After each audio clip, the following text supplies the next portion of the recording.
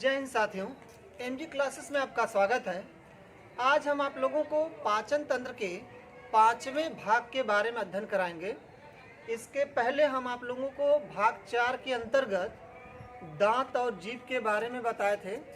आज का हमारा टॉपिक है भाग 5 के अंतर्गत ग्रसनी क्या होती है और ग्रासनली के बारे में। तो यदि आप हमारे चैनल पर नए हैं तो चैनल को सब्सक्राइब कर लें, बेल आइकन को प्रेस करें ताकि आने वाली वीडियो आपको मिलती रहे।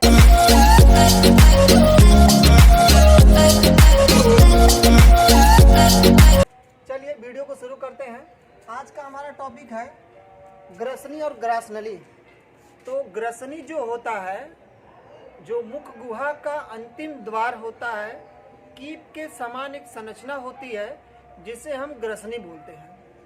कह सकते हैं कि जो मुख गुहा का सबसे अंतिम भाग होता है वहाँ पर कीप के समान एक संरचना पाई जाती है जिसे ग्रसनी बोला जाता है।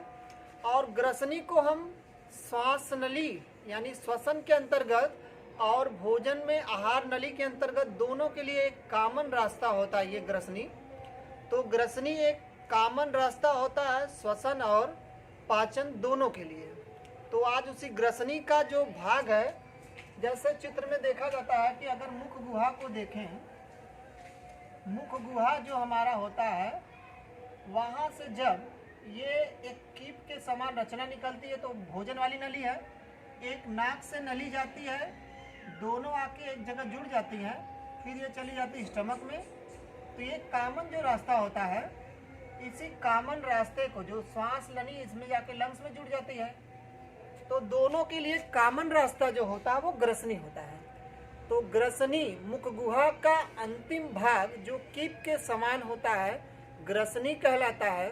ग्रसनी के 3 भाग होते हैं, एक होता है मुख ग्रसनी, एक होता है नासा ग्रसनी और एक होता है कंठ ग्रसनी। यहाँ पे हमने इंग्लिश नाम लिखा है। पहला भाग है नासोफेरिंग्स मतलब नासा ग्रसनी, ओरोफेरिंग्स मतलब मुख ग्रसनी है, लैरिंगोफेरिंग्स का मतलब होता है कंठ ग्रसनी। तो नासोफेरिंग्स, ओरोफेरिंग्स और लैरिंगोफेरिंग्स ग्रसनी के 3 क्षेत्र होते हैं मुख गुहा में। नासोफेरिंग्स जो होता है हमारा तालू का जो ऊपरी भाग होता है, कोमल चौड़ा भाग मुख गुहा में, तालू के अंदर जो मुख गुहा के तालू का जो ऊपर वाला चौड़ा कोमल भाग है उसे कहते हैं नासोफेरिंग्स है। और इस नासोफेरिंग्स में एक जोड़ी अंतःनासा छिद्र और दोनों कण यानी कान से निकलने वाली 2 यूस्टेकियन नलिका होती है जो मुख में आके खुलती है। कभी कभी देखा जाता है कि जब हम कान की दवा को कान में डालते हैं तो उसका जो स्वाद होता है इसी यूस्टेकियन नलिका के द्वारा हमारे मुख में उसका स्वाद आने लगता है। तो नासा ग्रसनी जो है यह तालू के ऊपरी भाग कोमल भाग को कहा जाता है। इसमें एक जोड़ी अंतःनासा छिद्र और दोनों कान से निकली हुई एक जोड़ी यूस्टेकियन नलिका उसमें खुलती है। दूसरा भाग देखिए ओरोफेरिंग्स है जिसको हम मुख ग्रसनी बोलते हैं। यह मुख गुहा के पीछे का भाग होता है। जब मुख गुहा खोलते हैं पूरा, उस मुख गुहा का सबसे अंतिम भाग कहलाता है ओरोफेरिंग्स। और इसमें लसिका ग्रंथि से बना हुआ 2 टॉन्सिल, अंडाकार बना हुआ 2 टॉन्सिल पाया जाता है। टॉन्सिल जो होता है निगल द्वार होता है। जब मुख गुहा के अंदर देखते हैं एक दीवार जैसी रचना, वो टॉन्सिल कहलाता है। कभी कभी माइकोप्लाज्मा एक मोनेरा होता है जंतु, उसकी वजह से कभी कभी इसमें एक द्वार में जो निगल द्वार होता है इसके फूल जाने से एक बीमारी होती है जिसे टॉन्सिलाइटिस बोलते हैं। तो लसिका ग्रंथि से बने 2 अंडाकार टॉन्सिल पाए जाते हैं हमारे मुख ग्रसनी के पास। कभी कभी इसमें माइकोप्लाज्मा के संक्रमण के कारण टॉन्सिल जो होता है वो दीवार फूल जाता है जिससे भोजन निगलने में बहुत परेशानी होती है। तीसरा अंतिम भाग ग्रसनी का है लैरिंगोफेरिंग्स है। इसको हिंदी में बोलते हैं कंठ ग्रसनी। यह कंठ के पीछे का भाग, जो हमारा कंठ होता है उस कंठ के पीछे का भाग होता है यह लैरिंगोफेरिंग्स। और इसमें श्वास नली का एक मुख द्वार होता है जिसे ग्लॉटिस बोलते हैं, और एक भोजन की नली पे एक ढक्कन लगा होता है जिसे गैलेट बोलते हैं। तो यहाँ पे देखा जाता है श्वास नली मुख्य द्वार जो होता है उसको घाटी द्वार या ग्लाटिस बोलते हैं। मतलब कह सकते हैं जब सांस नली जाती है ग्रसनी के पास, फिर जाके जब सांस नलियों खुलने जाती है तो वहाँ पे एक कपाट यानी ढक्कन लगा होता है जिसे ग्लॉटिस या घाटी द्वार बोलते हैं। उसी तरीके से ग्रास नली का जो मुख्य द्वार होता है जिसको बोलते हैं भोजन की नली जो जा रही है उसके मुख्य द्वार पर एक ढक्कन लगा होता है जिसे गैलेट बोलते हैं। अब देखा जाता है कि इन श्वास नली और मुख्य द्वार पर एक उपास्थि, इन दोनों के ऊपर एक उपास्थि में बना लचीला, उपास्थि यानी जो कान की हड्डी लचीली होती है उसका बना हुआ एक इपिग्लॉटिस ढक्कन होता है। इपिग्लॉटिस का एक कपाट होता है। यह इपिग्लॉटिस का ढक्कन जो होता है यह मुख्य रूप से भोजन को श्वास नली में जाने से रोक देता है। अगर मान लो हम भोजन करते हैं तो भोजन करने के दौरान अगर वो श्वास नली में न जाए उसके लिए यही इपिग्लॉटिस ढक्कन जो होता है वो श्वास नलियों के जो वो होता है मुख्य द्वार घाटी द्वार उसको ढांक देता है।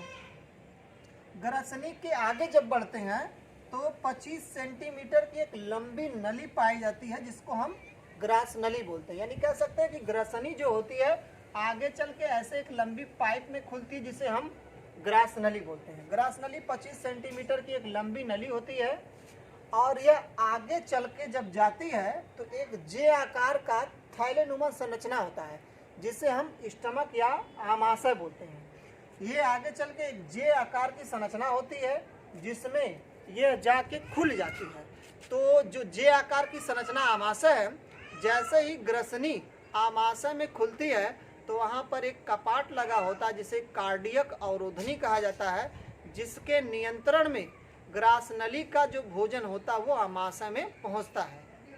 ग्रास नली की जो दीवार होती है उसमें उसकी भित्ति में देखा जाए तो चिपचिपा श्लेष्म स्रावित करने वाली श्लेष्म ग्रंथियां पाई जाती हैं जो हमेशा चिपचिपे श्लेष्म का स्राव करती हैं। और जब भोजन हमारा ग्रास नली में जाता है तो वह आमाशय की तरफ रुक रुक कर प्रवेश आगे बढ़ता है। इस क्रिया को बोला जाता है पेरिस्टाल्टिक मूवमेंट। मतलब कि जब ग्रास नली की दीवार में एक क्रमाकुंचन की गति होती है जिससे भोजन आमाशय में प्रवेश करता है। आमाशय का जो प्रथम भाग बताए हैं कार्डियक होता है।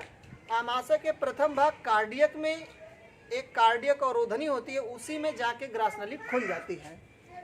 तो ये क्रमाकुंचन होता है जिससे मुख्य रूप से पूरी तरीके से ग्रास नली जो होता है इसमें जाके अवरोधनी जो होती है कार्डियक अवरोधनी जो स्टमक का पहला भाग कार्डियक भाग होता है उसी कार्डियक भाग में ये जाके खुल जाती है। तो उसी दौरान देखा जाता है बच्चों में ये कार्डियक अवरोधनी बहुत कम सक्रिय होती है। कम सक्रिय के कारण कभी कभी बच्चे दूध पीते हैं या कम सक्रिय के कारण जब ये झटके से खुलती है तो बच्चे आमाशय से दूध को वापस फेंक देते हैं। इसका काम ही होता है कि अगर मान लो यहाँ पे ये ग्रास नली है, ये हमारा पेट वाला हिस्सा स्टमक है, तो ये ग्रास नली जब खुलती है इस कार्डियक भाग में तो यही ढक्कन कार्डियक अवरोधनी जो होता है तुरंत बंद हो जाता है इसमें जब आने के बाद। और ये करती क्या है, ये वापस आमाशय में आए हुए भोजन को वापस ग्रास नली में जाने से रोकता है। तो आज हमने आप लोगों को ग्रसनी और ग्रास नली के बारे में बताया कि ग्रसनी के 3 क्षेत्र होते हैं। एक कीप के आकार की संरचना होती है और ग्रास नली 25 सेंटीमीटर की एक लंबी नली है जो आके चल के जे आकार की संरचना आमाशय में खुलती है। इसी ग्रसनी में श्लेष्म ग्रंथियां पाई जाती है जो भोजन को तरल और लसदार बनाती हैं। तरल लसदार बनाने के कारण ये भोजन आमाशय की तरफ रुक रुक कर बढ़ता है जिसे क्रमाकुंचन कहते हैं और ये आगे चल के एक कार्डियक अवरोधनी के द्वारा आमाशय के प्रथम भाग कार्डियक में खुलती है। तो आज के लिए बस इतना ही। मिलते हैं इसके अगले पार्ट के बारे में जब बताएंगे। ये हमारा भाग 5 है। इसके नेक्स्ट पार्ट में हम आगे चल के इसके आमाशय के बारे में आपको बताएंगे। तब तक के लिए धन्यवाद।